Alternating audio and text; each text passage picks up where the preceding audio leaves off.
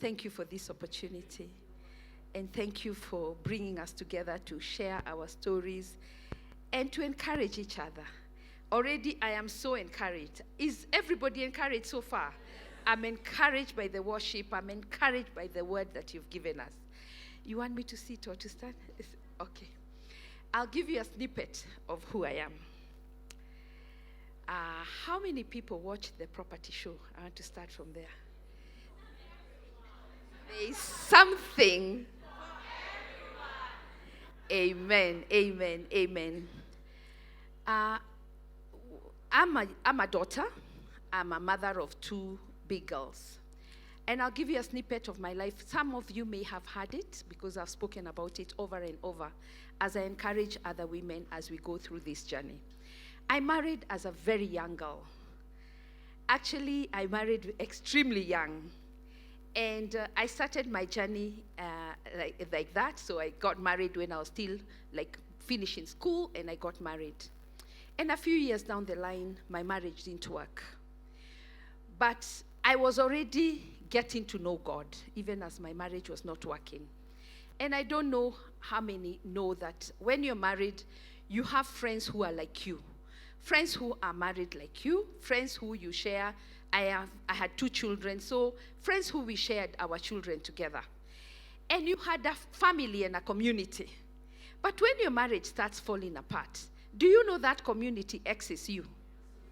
Do you know that community does not have you anymore? In actual fact, as I was now breaking, and you know something that really shocked me, we were together when my marriage was not working. I was telling them every day what was happening. And every day we were together, and then eventually I told him, Jamaa ameenda. And as the Jamaa left, we didn't have mobile phones then, but I can tell you they didn't pick my phones again, most of them.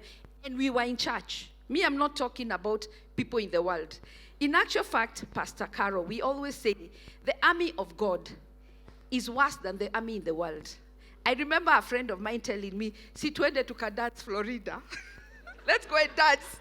I was so low, she told me, let's go and dance because we loved dancing. She told me, let's go and dance. What nonsense is this? That we are in the church and the church is treating us so badly. And treating us so badly from the top to the bottom.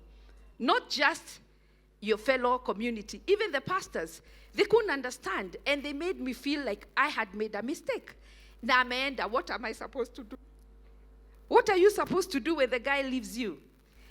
So that is my first, I called it leading wounded. That is my first wound, that I felt so wounded, that left me so torn, that in the end I was asking myself, what is my name?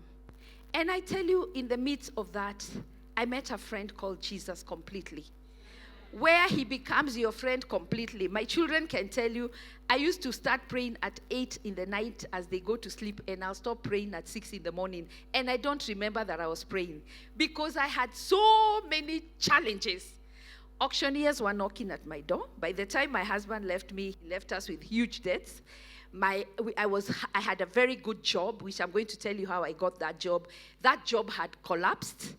The job I had that was giving me good salary, putting me on the map, had collapsed. Now I'm all over again alone. And now the community I have has left me.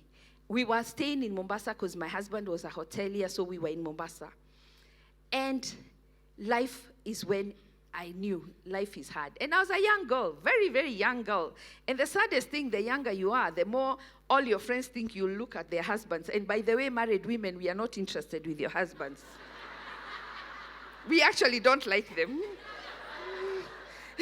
Yeah? How many agree with me? Amen, amen. So stop being threatened by us. Your threat is outside there. It's not me or the other girl, right? So when I started that, then we continued. And I want to tell you, during that dark hour, we found our space in another church. And we found our space in prayer. We became such a prayerful family, the 3 of us, that other people started admiring us. People say children of single mother are not good. I want to correct anybody. We bring up our children very well. We bring up our children in godly ways. We bring them knowing there is a God. Because children don't do what you do mainly. They watch you. They don't do what you say. They watch you. So we bring them up in godly ways. I have brought up my children in godly ways. They are women of God in their own right. They go to Catoloni to pray. Even before I knew Catoloni, they are the ones who told me, Mommy, there is a place, there is a mountain we can go to pray. So don't ignore our children. Yes, we go through challenges like everybody else, but we bring them up in a godly way. So when I see people define our children, and even as my children started growing, there are people who were our friends, our children's friends. And what they told their children, you cannot hang with these girls anymore. So they would come. There is a lady who was our friend. We would go to a party to her house, and they are going to a sleepover in another house. And one lady would come and pick her children and leave us there alone, leave my children. And when I go in, I find them crying. I tell them, what is it? They said, imagine she picked everybody and she didn't pick us because we don't have a daddy. The devil is a liar. The devil is a liar. So you have to, I strengthened myself and found God completely on myself. Secondly, on my job area. At the time, I was having a very good job, and then the job collapsed. I was working for a company called Diners Club, and how did I get that job? At the time I got that job, I was working in a bank, and one day, I was the admin assistant to the general manager of that bank. And one day, a gentleman walked in the bank. As I told you, we were in Mombasa. And as he walked into the bank, he sat waiting for my boss. And in Mombasa, everybody goes home for lunch. So as I was leaving for lunch, I saw him. And when I was coming back from lunch, I saw him. And I asked him, have you been assisted? And he said, yes, and he's waiting for my boss, and he's coming at 4. I told him, no, he's not coming at 4. The flights have been delayed. He's going to get here at about 8 o'clock. But can I help you? And he said, yes. So I sat down with him. He told me what he wants. I told him, the only thing I can't do is to sign the letter for him, but I'll do the letter for you. So I did the letter, and we agreed. And I told him, since he's coming at night, I will go to his house at night. He was away with his family. They were coming back from Nairobi. I'll go to his house. They will find me at the gate. I will have the letter signed, and I'll deliver them to KPA tomorrow morning. And sure enough, I went to his house. We delivered the letter. They were signed. In the morning, I took them to KPA. I took 3 copies. 1 copy was left at KPA. 2 copies were signed and stamped and sent with me. I came back to the bank in the morning at about 8 o'clock or earlier. I called him. He was staying at Nyali Beach. I told him, sir, I have gotten your letters. They are signed. I've got 2 copies, 1 for you, 1 for the bank. And my boss will be in at about 10 o'clock. You can come in and see him. When he came in at 10 o'clock, he just told my boss, I'm giving this girl a job. And he said, hey, she runs the bank like she's the owner. I'm giving her this job. He gave me a job that morning that gave me 4 times my salary. Gave me a company car. I couldn't even drive properly. Do you know how you can't drive properly? And it's a brand new car. I went to collect it from the showroom. See what our God can do. See what our God can do. And we started now. Now at least the bills were not so heavy by that time.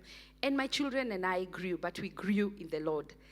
Then, as Pastor Caro has said, giants become bigger as you go. See your giant tumeiua. Sasa kazi imeisha. And then along the way, Diners collapsed, kazi imeisha. Then mimi nimeanza hustle. And hustling is selling clothes. So I've done all the hustles, actually. Because we used to travel a lot when we were in Diners, I realized I can be buying clothes. Instead, the other people are going to party. Me, let me go and buy clothes and sell. I get some income. So I started selling clothes in Mombasa.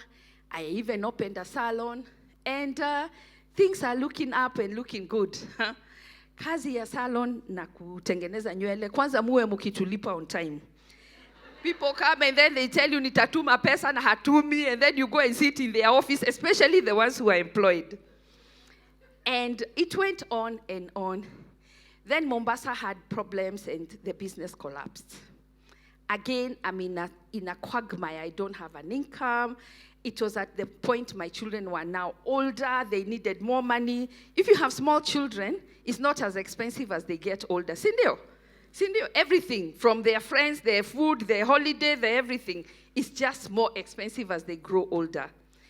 And my business collapsed. And it collapsed and collapsed. Again, what the enemy does, and I've seen him, and I know how he operates, he puts shame. So he brings auctioneers. Hata mtu mkiongea naye akamwambia hiyo shida yako ni kubwa sana, siwezi kukusaidia. He puts people in place who cannot want to be with you. So he puts people in shame. And I'm seeing a lot of people today, because the economy is a bit difficult, going through that shame. And I've seen that shame. And I want to tell you that shame comes to an end. That shame should not be your final story. And tell the devil, that's something I'm passing through. Where ngoja utaniona. Remind the devil. And that is the time I would say, stick to your God and stick to prayer. So because I was doing a lot of uniforms, I used to do uniforms for the hotels. The hotels had collapsed, and as I told you, I was doing clothes. Now hakuna mtu ako na kazi, hawakulipi. One time, one company paid me some money, and that money, by that time, I was saying, you send it to my father. So when my father received that check, he told me, go and visit your sister in London. You can't pay your debts.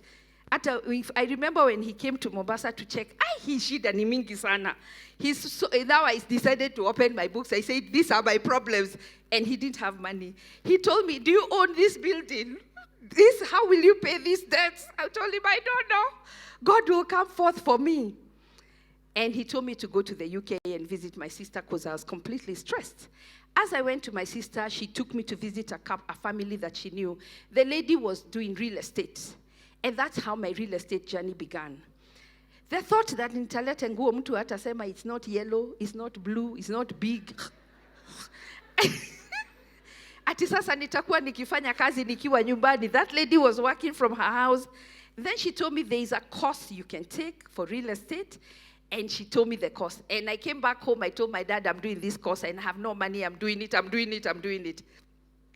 And I went to the UK and through modules, and I did the course and I came back. And on my way back after the course, I remember meeting a couple who were going to Mombasa, and they told me they're looking for a house, and I got them a house.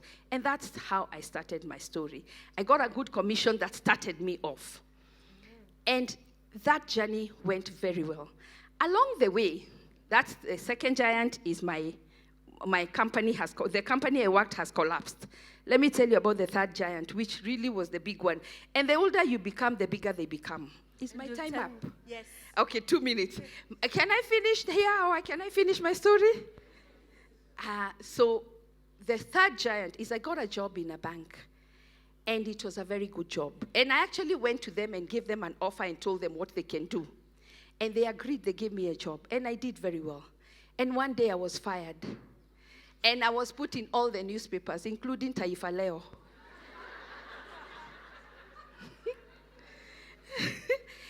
And that was the beginning of where I am today.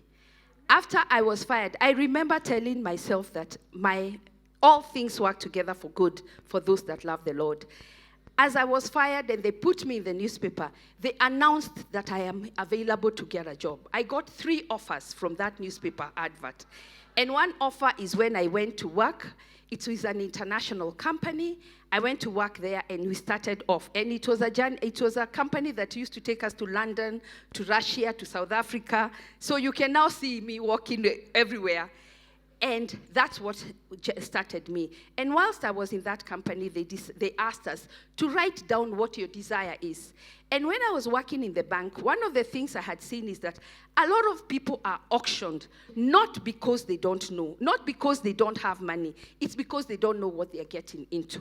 So I wanted to start a show that will be an information hub that will give you ABCs before you start getting into real estate. Unfortunately, real estate is one of the things that people don't tell each other when they are going to buy. If you're going to buy a house or a plot, huambii watu, it's just the way if we are going to a party and we are all dressed in black. Mimi sitakwambia kule ninanunua my black dress, isn't it? It's the same with real estate. Real estate people don't tell you when they are going to buy. So when you go and you get conned, you tell people, they tell, ata mimi alinikon, ata mimi alinikon. And when I was in the bank, I saw families being shattered completely. And I decided, God gave me this vision that it will be an information hub. And nobody should be lied to when it comes to real estate. You must work with professionals and it must help you. And along the journey, we've been on air now for 11 years. This is our 12th year. We thank God. And we have started a Kikuyu show. Yeah. And now, those who speak my dialect, we have a Kikuyu show. It's on Kameme every Sunday, 8 to 9 in the night. So you can watch us and understand the real estate sector. Asanteni sana. Thank you so much.